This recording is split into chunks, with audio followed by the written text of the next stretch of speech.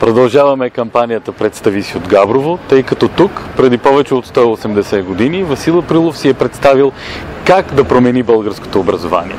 Днес, нека да се опитаме ние, заедно с вас, да си представим как искаме да изглежда нашето образование. Представете си, че вашият третокласник отива на училище с удоволствие, защото там му е интересно и защото начина, по който се преподават знанията му, истински му харесва.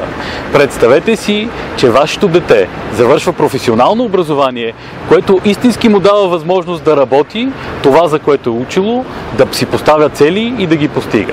Представете си, че висшето образование не произвежда безработни. Моята задача е днес да ви убедя колко прости са решенията в системата на образованието.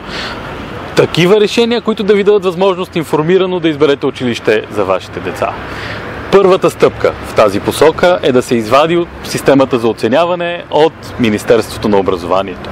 Да бъде дадена възможност на гражданското общество и на бизнеса в различните нива на системата на образованието да оценява реално продукта и резултатите от образователния процес.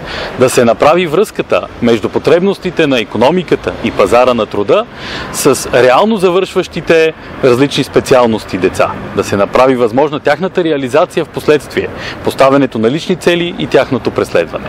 Правейки това, създавайки възможност за външна оценка, всъщност, ще направим възможно вие сами информирано да избирате преподавателския процес, училището, в което да запишете вашето дете, средата, в която искате то да попадне, професионалните умения, които искате то да получи, както и знанията, и оттам да формирате истински неговия характер през участието си реално в тази система.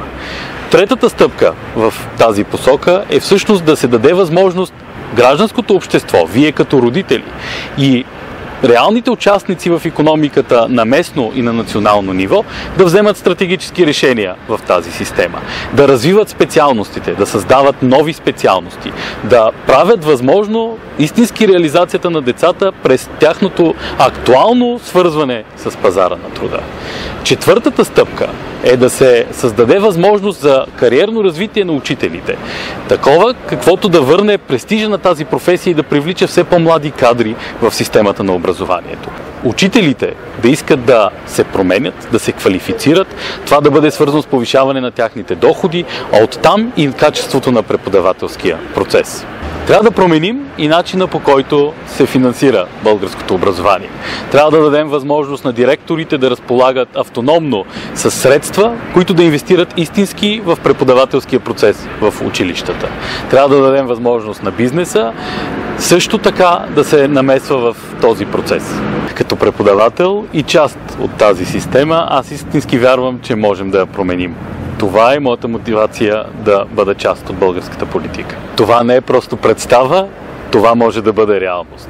Гласувайте за коалиция Десните с номер 17 на 5 октомври 2014 година. Купуването и продаването на гласове е престъпление.